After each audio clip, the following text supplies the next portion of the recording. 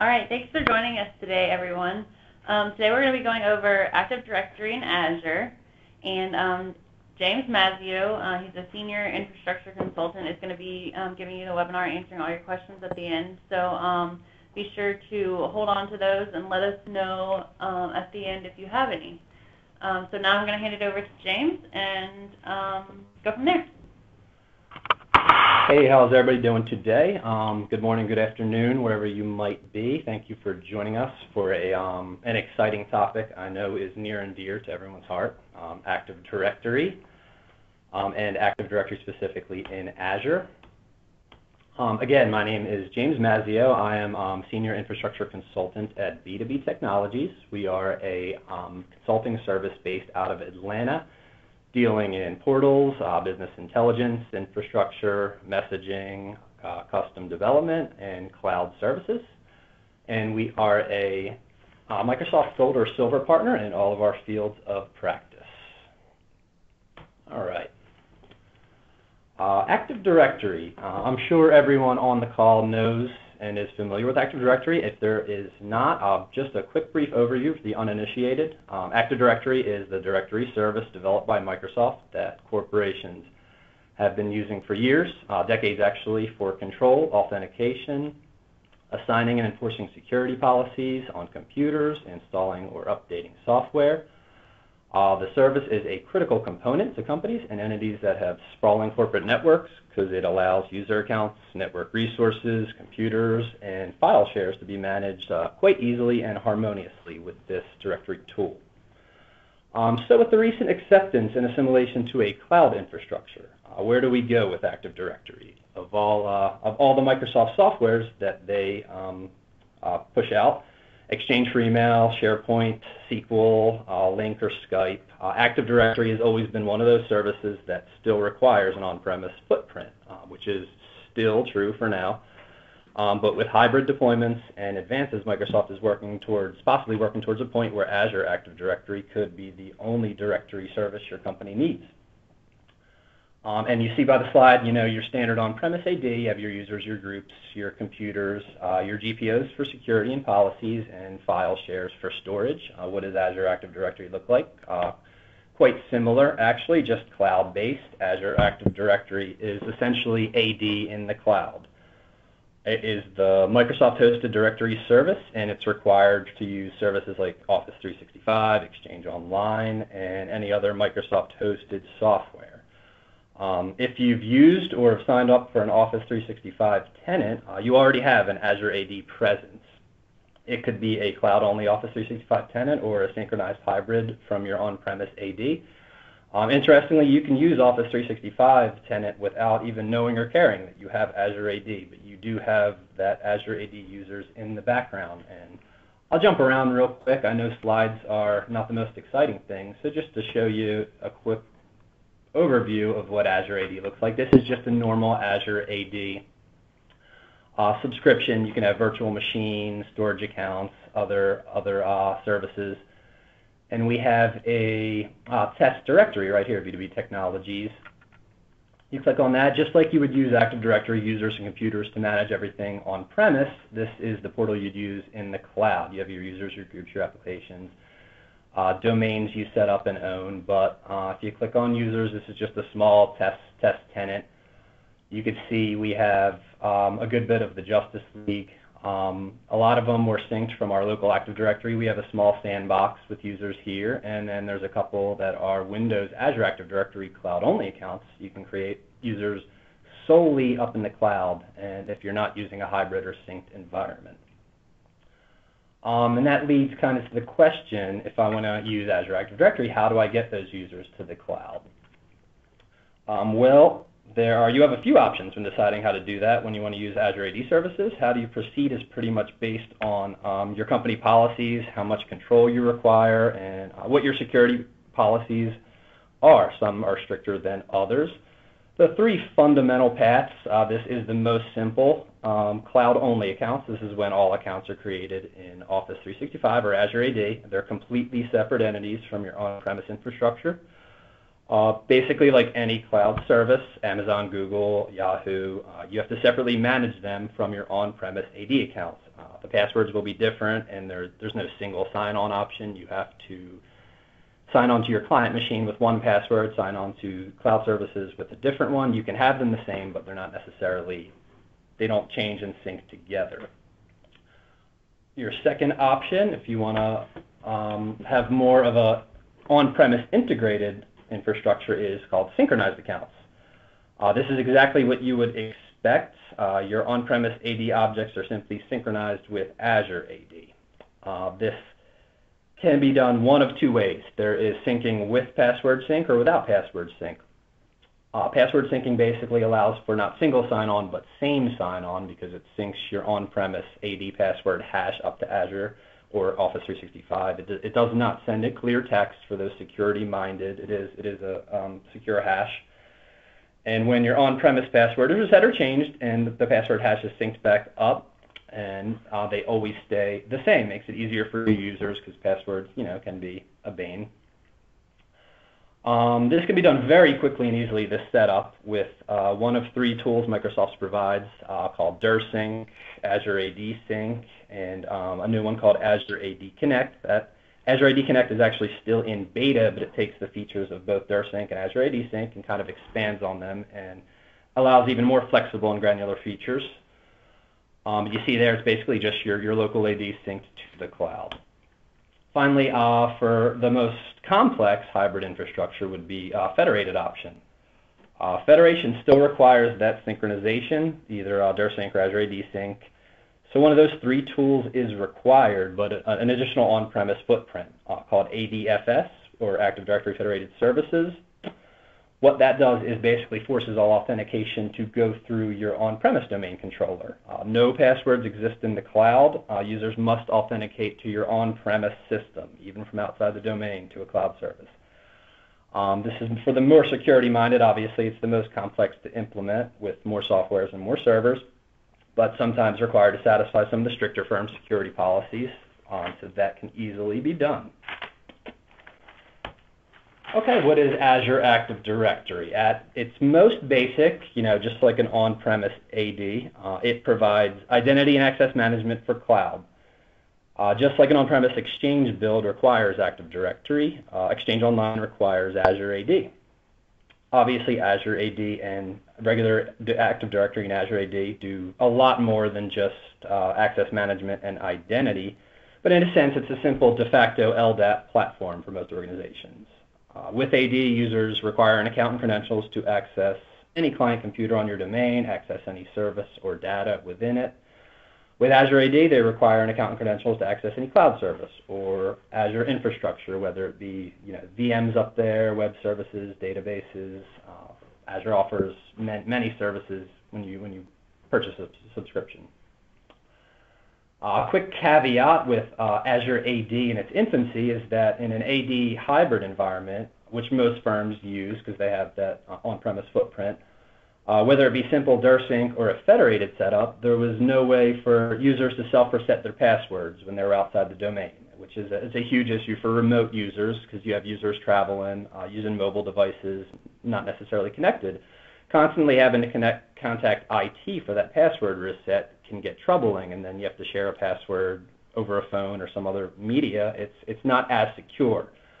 But with an add-on feature, which is not included in regular Azure AD, called Azure AD Premium, with this subscription, the password reset module is made available. You can actually reset your password off the domain, and it will sync back with your on-premise password. So when you get back to the office, plug up to the domain and log on to your client, that password gets changed. It's a highly coveted feature because not being able to reset a password when you're outside the office, but this just show you real quick. Say I was logged on to OWA and I'm outside the office and my password is expiring, I need to reset. It's a matter of scrolling to options. And for those of you who use OWA, it's pretty familiar screens in general. My account. I see all my data, and basically it's a change your password link right here. And I click this, and if I go through the process, which I'm not right now, and actually change it, it will be changed on-premise too. So that's a big feature of Azure AD Premium. It has obviously a lot of other features, but one of the biggest menial headaches for an IT staff and management is forgotten passwords. Remember back in help desk days, I'd wish people would tattoo their password on their arm because it was a lot of calls, a lot of what you did during the day. Another feature that Azure does that alleviates this is you can integrate it. You can integrate it with not only with your on-premise AD, but with single sign-on. It integrates with almost 2,500 web applications, both prepackaged and published, stuff like LinkedIn, GoToMeeting, Salesforce. So that single sign-on can be used to get to these services. The less passwords users have to remember, the easier. A single password obviously is a beautiful thing. So to integrate this with other applications that your company might use, it could even be customized apps that you've developed. You can use the same Azure AD password. Like I said, customized on-premise web apps in most cases can be utilized depending on how they were built. I'm not a development person, but just real quick, you see some applications I have integrated with this test Azure AD environment. I put Citrix on there. All these Office 365 ones come prepackaged because that's kind of a part of the Azure 365 tenant. But to add say you want to add a new application, you click Add App. You can add an application from your organization that's developing, an application from the gallery, or actually publish an internal web app to be accessible through outside your network through Azure. And it's very simple, basically a couple prompts, either a web app or a client app. The sign-in URL and app ID URI, again, I'm not a developer, so can't speak much to these. The application from the gallery is actually quite easy. Say you want to add LinkedIn. A quick search should bring it up, and basically once added, there's a little more configuration that I don't have time to get into right now, but basically once added, these users can use single sign-on through Azure AD to jump onto LinkedIn. So that, again, less passwords is always better, and it makes it easier for your users if they utilize that Azure AD Premium feature. Back to the slides. Actually, before that, I wanted to go through, along with self-password reset and that single sign-on for those apps, there is also, AD allows for administrators to set up a company self-service portal for those apps and that password resets.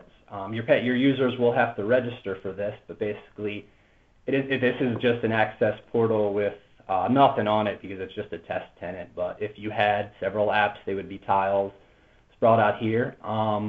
And if you wanted to jump over to your profile, possibly change or reset your password, the ability to change or register for self-password, which I've already done, but that portal can be customized and you can allow certain users or groups to only have access to certain apps. So it's customizable and as granular as you want to be. That was just a quick look of the portal. So basically, that's not everything Azure AD can do, but in a nutshell, what it is, there is also reporting and analytics. You can use Azure's Active Directory access and usage reports to gain visibility into the integrity and security of your organization's directory. With this information, a directory admin can better determine where possible security risks might lie so that it can adequately plan and mitigate those risks. You have anomaly reports, which pretty much contain sign-in events that were found to be anomalous.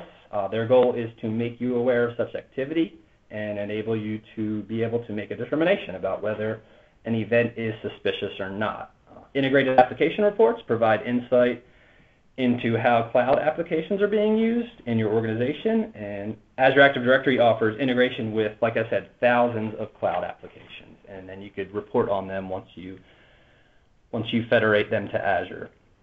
Error reports, pretty self-explanatory, just indicate errors that may occur when provisioning accounts to external apps. User-specific reports display device and sign-in activity data for a specific user, when they're logging in, where they're logging in, what device they're using, mobile, tablet, Apple, Windows.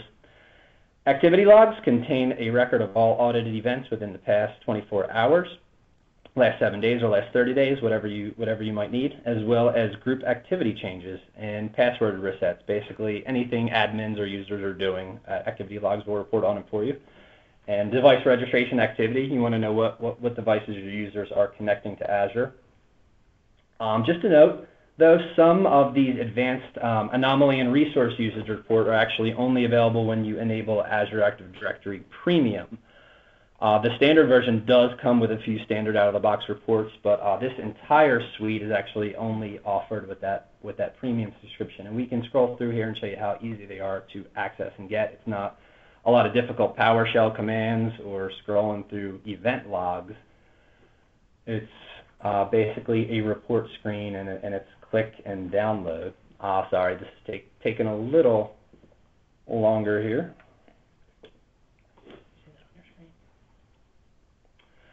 But again, if everybody can see this, I know there's a little bit of a lag. Sign-ins from unknown sources, sign-in multiple failures, multiple geographies. And again, for your compliance department, if you scroll down and look at these for auditing purpose, they certainly provide your compliance department with what they're usually looking for. Unauthorized sign-in attempts, failures, sign-in locations. If you see someone sign in California and then again in New Jersey, obviously they're probably being hacked or someone has gotten their password. You see how informative these will be if you decide to utilize Azure Active Directory. Another feature of Azure Active Directory, multi-factor authentication. Why aren't many companies going to the cloud or just very reluctant to put corporate resources in this off-site? The answer 90% of the time I find is security. They just don't ensure that putting their stuff not in their data center is secure. Another great feature of Azure Active Directory Premium, and I stress premium because this multi-factor authentication is not a standard Azure AD feature, is integrated MFA. This can also be set for all users, certain groups, and it can be figured to either skip where the user is in the organization, which would require all your public IP ranges. You don't want users signing on inside your corporate network having to constantly multi-factor, but when they're outside the network, it's a little less secure, so you can set it to only require that way. You can also use another service Microsoft provides called Intune to suspend multi-factor for what they call remembered devices. Once a cell phone or a tablet or a laptop is enrolled for Intune, it remembers that device and the user that's using it, so it will not require multi-factor anymore. It kind of alleviates that on your user having to not sign in twice, but use two forms of authentication. How this works: a user signs into Azure or Office 365 with their normal username or password. They must prove who they are with a secondary authentication. Supported methods right now you can see on the screen are mobile text, mobile call, office call, a secondary email address, or security questions you can actually set up. And what that looks like, and real quick, just a demo, because kind of seeing it's better than just me talking about it and going through slides. Let me sign Clark Ken out. And use another account. I have Bruce Wayne set up for multi-factor.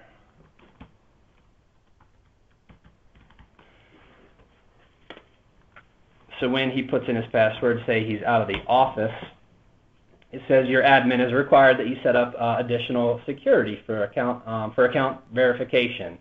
Basically, he would have to set up now, and it goes where you can choose how would you like to be contacted by Microsoft to ensure that you're you. Basically, you go through the whole process, and every time you sign on to Azure, you'll get a text with a 6-digit code. You utilize that code to get onto all your services. So basically, just another form of security. Back to the slides. On how reliable is Azure AD? One of the other major concerns, aside from security, from moving to the cloud is not being able to see or control the availability of your services. Yet the question, if I have a business-critical application and that relies on Azure AD, and Azure AD goes down, aside from calling Microsoft, which sometimes can be unresponsive, there's really nothing I can do. You're at the whim of Microsoft support. But basically showing you here at a high level, Azure AD is highly available. It's geo-redundant, multi-tenanted, multi-tiered cloud service. It has delivered 99.99% uptime, they say, for over a year now. It runs across 25 data centers around the world. It has stateless gateways, front-end servers, application servers, sync servers in all 25 of those data centers, and that number might be higher. That statistic was from a couple months ago. Azure AD also has distributed data tier that is at the heart of their high availability strategy. Their data tiers hold more than 500 million objects, and that's as of 2014. Again, that number is probably a lot higher at this point. Their directories are also partitioned for scalability. So say you have 10,000 objects in your AD and you have a huge influx. You go on a hiring spree, you acquire another AD forest, and it has 50 million objects. You don't have to worry about Azure AD not being able to handle those. You can integrate those right into yours without any problem or issue whatsoever. So as far as downtime and being inaccessible, you kind of have more of a chance of your cable and internet and water all going out at the same time than not being able to get on your Azure AD account. There are different editions, as you see right here. There's the free edition of Azure Active Directory, and it's part of pretty much every Azure subscription. There's nothing to license, nothing to install. With it, you manage your user accounts. You can synchronize with your on-premise directories. You can get single sign-on across Azure, Office 365, and those thousands of popular SaaS applications like Salesforce, Workday, Concur, DocuSign, Google Apps, Box, ServiceNow, many more, many more. Then there is the second tier up would be basic Azure Active Directory. This edition provides application access and self-service identity management requirements for task workers with a cloud-first need. With the basic edition of Azure Active Directory, you get all the capabilities of Azure Active Directory free, plus group-based access control, self-service password reset for cloud apps, Azure Application Directory Application Proxy, which what that does is it can publish your on-premise web apps using Azure Active Directory, a customizable environment for launching enterprise and consumer cloud applications, and again, this is an enterprise-level SLA of 99.99% uptime. Finally, the most premium, which they notably call premium, is the premium edition of Azure AD. You get all the capabilities of free and basic, plus a lot of the features, additional rich features that I went through here, including multi-factor and others. This is pretty much an enterprise-level identity management capabilities. All right. A major question remains Azure Active Directory as a service. Now this is what we started with. The major question remains. We actually get it from many clients. Can we utilize Azure Active Directory to get us down to a zero on-premise footprint?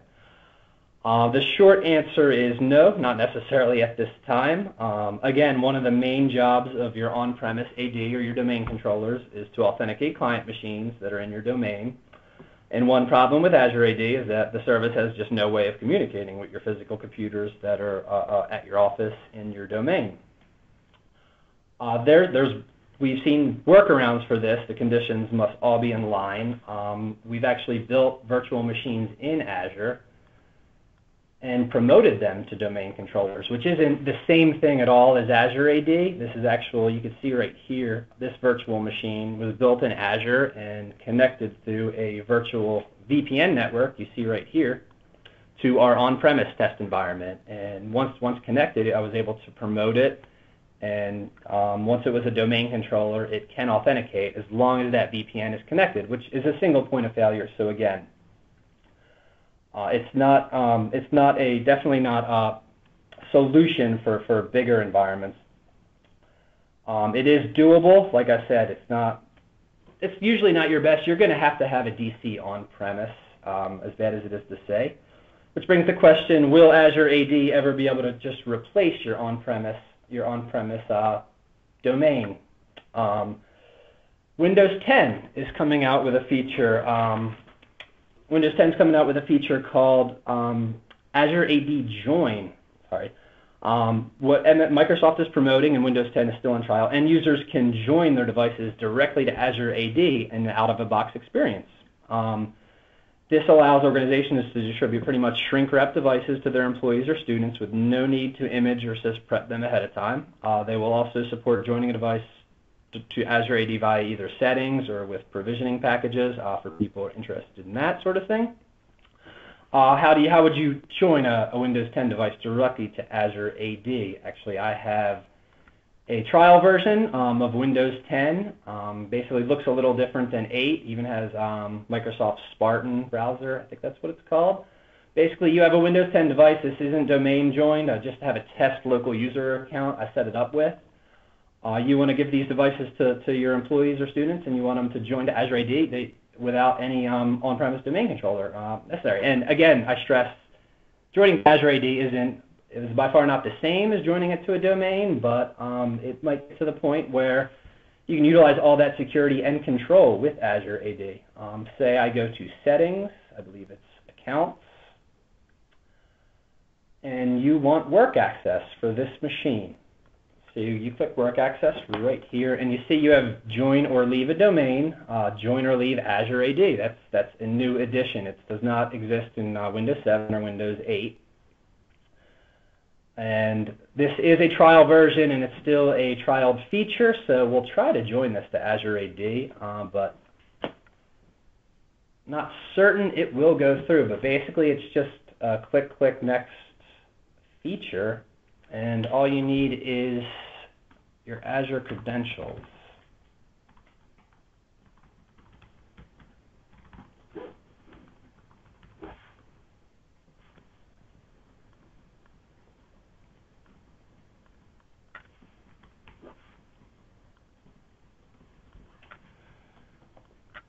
There we go.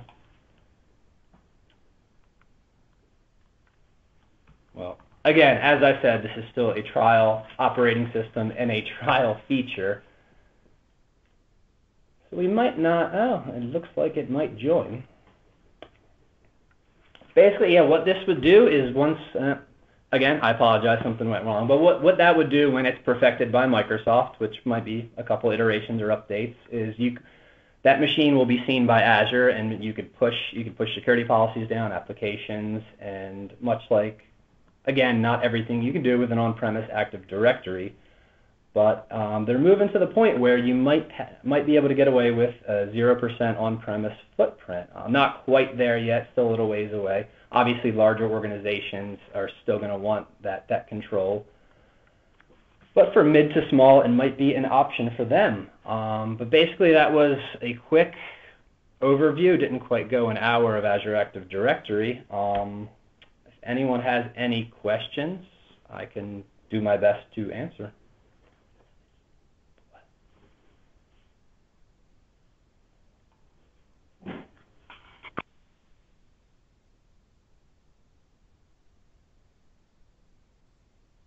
So if anyone has any questions, just go ahead and type them in the Skype or link, whatever you may be using, chat window, and we'll take a look.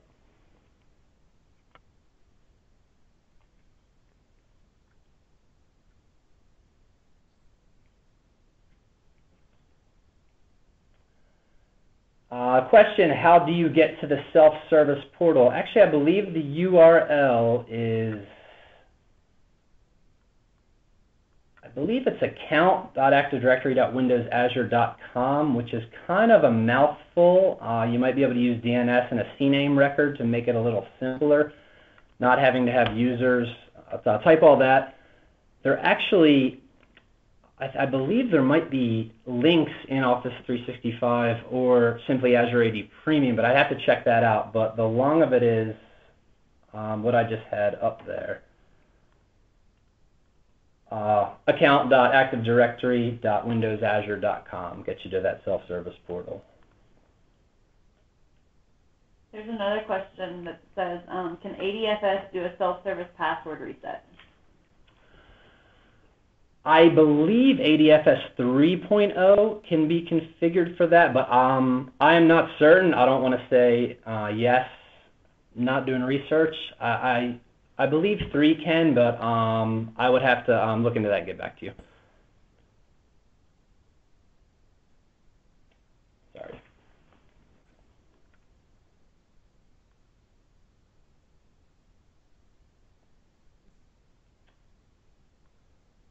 All right, can distribution groups be self-managed through Azure when they are synchronized to Azure AD?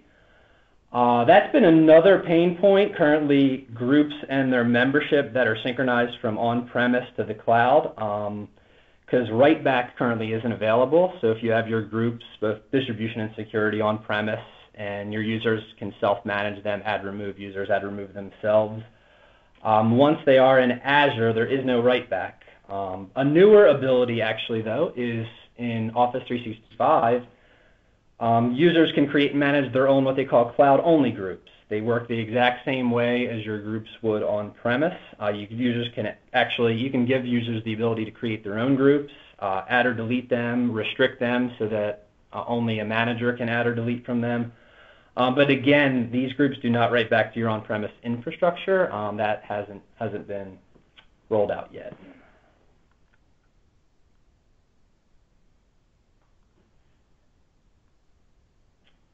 All right.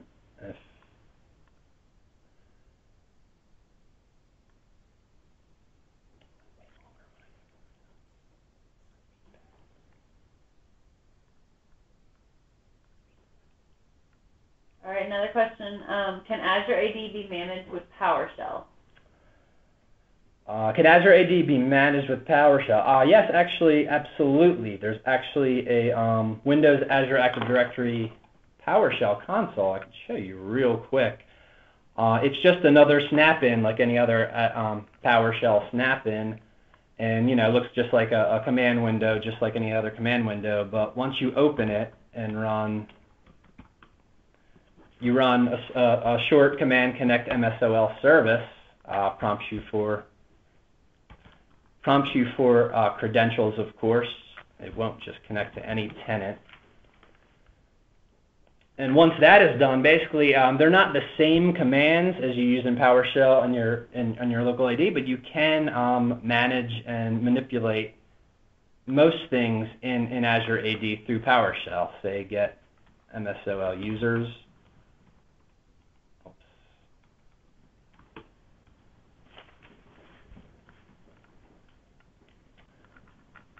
And for those of you who are command line savvy or PowerShell savvy, you can use that Azure AD for PowerShell snap-in and control your environment that way.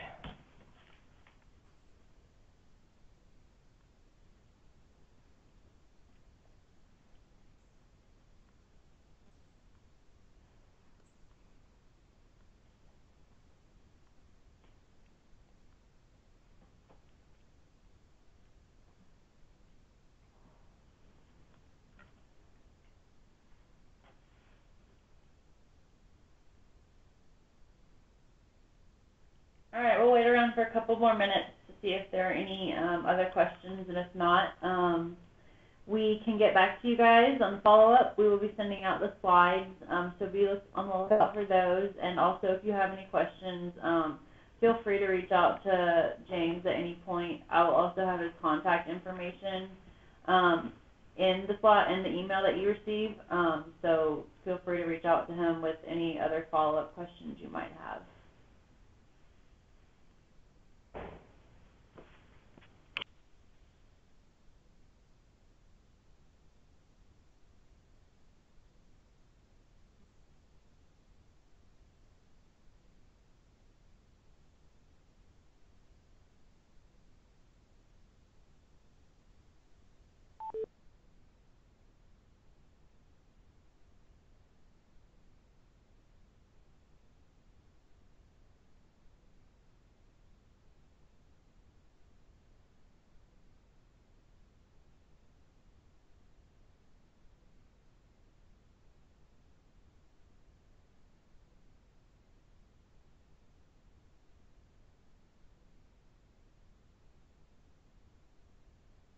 All right, I think that's all the questions for today. Thank you again for joining us, and be on the lookout for those slides and James' contact information if you do have any questions.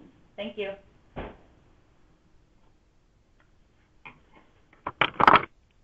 The